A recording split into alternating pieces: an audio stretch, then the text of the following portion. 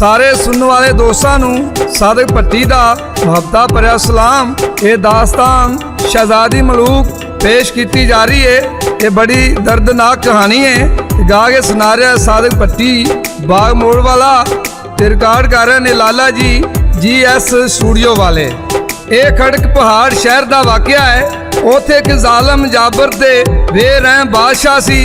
ओदी एक बेटी सी जिदा नाम शहजादी सी। वो बड़ी खूबसूरत सी, जिदी ओदे उत्ते नज़र पै जांदी सी। वो वेखदा रह जांदा सी। बेरहम बादशाह ने आर्डर किया सी कि जिहड़ा मेरी लड़की वालों अख भर के वेखेगा ओदियां अखां कड्डियां जाणगियां।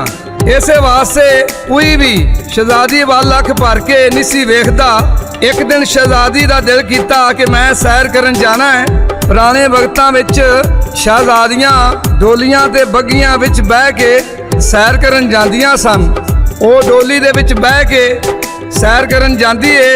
वो डोली दा पर्दा ठा के वेखदी है एक जाली लड़का पत्थर ते बैठा बांसरी बजा रहा है। शहजादी बांसरी दी धुन में इन्नी खुब गई ओनू पर्दा करना भी याद ना रहा। जाली लड़के दी शहजादी ते नज़र पै गई। ओनू अपनी अखां विच मकनियां भुल गईयां ते लड़के दा नाम मलूक सी। उन्हें एक दूसरे वाल वेख्या। वो सारियां पाबंदियां भुल के वो एक दूसरे दे दिल विच उतर गए।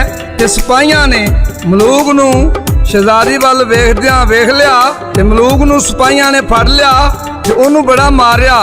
ते सारा वाकया जाके बादशाह नू दस्या।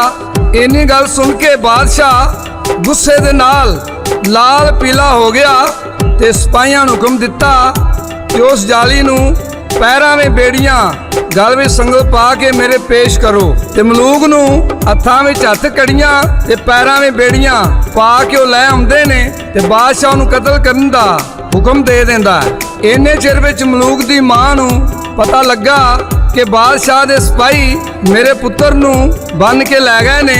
और रोंदी ते करलांदी बादशाह दे महलां विच पहुंच जांदी है।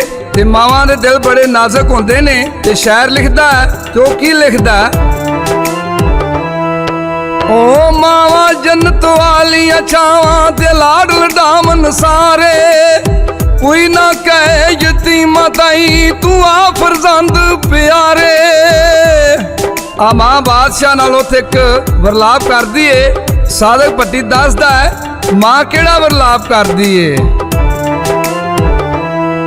ओ बोली मां दरबार च आके पुत ना मारी मेरा। ए मासूम बेगनाई की गुआया है तेरा। असां गरीबां नाल की बनदा शाह झगड़ा तेरा। एदे बाजों जग जहान ते नहीं सहारा मेरा। ते उथे बादशाह दे वजीर बादशाह नू मशवरा देंदे ने इनू कतल ना किया जाए ते नहीं ते शहजादी बदनाम हो जाएगी। बादशाह सिपाहियां नू हुक्म देंदा है उन्हां मां पुत्रां नू धक्के दे के महलां विचों बाहर कढ दिओ। सिपाहियां उन्हां मां पुत्रां नू धक्के मार के महल चों बाहर कढ दिता। ते मलूक दी मां मलूक नू लै के चली जाती है। पर मलूक शहजादी दे दिल विच वस गया सी। अगले दिन शहजादी चोरी चोरी मलूक नू मिलने वास्ते जाती है। ते गोली ओनू जांदियां वेख लैंदी है। ते बादशाह कोल जाके गोली शिकायत लांदी है। आद उधरों शहजादी मलूक कोल जाके ते मलूक नू की कहंदी है। सादिक भट्टी दसदा है तो की आंदी है, तू मलूक मेरा दिल जानी ते प्यार करा मैं तेनू। कर तू वादा छड़ ना जावी सजना किधरे मैनू। कै मलूक मैं आजिज़ बंदा तू शाह दी बेटी। आना जान सिपाही तेरे तू चली जा छेती। आ मलूक शहजादी नू आंदा आना जान सिपाही तेरे तू चली जा छेती। ते शहजादी की कहंदी है, ओ जीना मरना तेरे दम नाल मैं ते वख नहीं होना। जेड़ा खुला दर नैना दा कदी नहीं इनू ढोना। शहजादी दी इन्नी गल सुन के ते मलूक उथे की आंदा है, कै मुलूके प्यारे मेरा गट निहार जहानो, पारे तीर नी वापस आउंदा निकले जद कमानो। इन्नियां गल्लां हो रहीआं ने ते बादशाह दे सिपाही उत्थे आ जांदे ने ते मलूक नूं मार मार के धमोया करके जंगल विच सੱਟ आउंदे ने। शहजादी नूं नाल लै के महलां विच वापस आ जांदे ने। उधरों जंगल विच एक अल्लाह दा फकीर किंग वजांदा आ रहा है ते वो अल्लाह ही अल्लाह करदा हुंदा है ते सादिक भट्टी दसदा है फकीर अल्लाह दा की आंदा है। अल्लाह ही अल्लाह बोल तू बंदिया, अल्लाह ही अल्लाह बोल, अल्लाह ही अल्लाह बोल तू बंदिया, अल्लाह ही अल्लाह बोल। जिन्नू लभने जंगलां दे विच, जिन्नू लभने जंगलां दे विच ओ बैठा ही तेरे कोल। अल्लाह ही अल्लाह बोल तू बंदिया, अल्लाह ही अल्लाह बोल। इन्ने चिर विच उस बाबे दी मलूक ते नज़र पै जांदी है, ओनू चुक के कुल्ली विच लै जांदा है ते ओहदा इलाज करदा है। ते बाबे ने ओनू पुछया पुत्रा तेनू किन्ने मारिया है? ते मलूक बाबे जी रम दसदा है ते सादिक भट्टी पेश कर रहा है ते वो किस तरह दसदा है।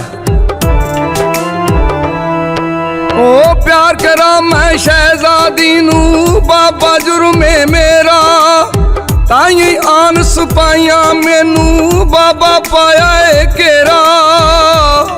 आदो ते बाबे जी हरी मलूक नू की कहंदे ने, सदा ही आशिकां दे नाल दुनिया ए सलूक ने कीते, देंदे जिगर दे जख्मों हमेशा किसे नी आन के सीते। इस लई ते ज़हर प्याले आशिकां भर भर पीते, दसदे नहीं है होर किसे नू जो दिलां ते बीते। ओ दसदे नहीं है होर किसे नू जो दिलां ते बीते। कुछ दिनों बाद बादशाह शहजादी दी शादी शुरू करदा है। उधरों मलूक नू पता लगा कि शहजादी दी शादी होने लगी है। आके महलों के हेठां बैंसरी वजांदा है। आद उधरों बैंसरी का आवाज़ शहजादी के कन्नां विच पैंदा है ते शहजादी शादी के लिबास सने महलों विचों भज आउंदी है ते मलूक कोल आ जांदी है। उधरों बादशाह नूं पता लग जाता है। बादशाह गुस्से नाल खून खार होके ते बड़े गुस्से नाल सिपाहियां नाल लैके मलूक दे मगर आ जाते ने। मलूक ते शहजादी खड़क पहाड़ दे पिछे लुक जाते ने। ते इस अगे की होया वो तुहानू असी अगले हिस्से में सुनावांगे। सादिक भट्टी नू ते लाला जी नू GS स्टूडियो की तरफों जस दिओ। रब राखा, रब राखा, रब राखा।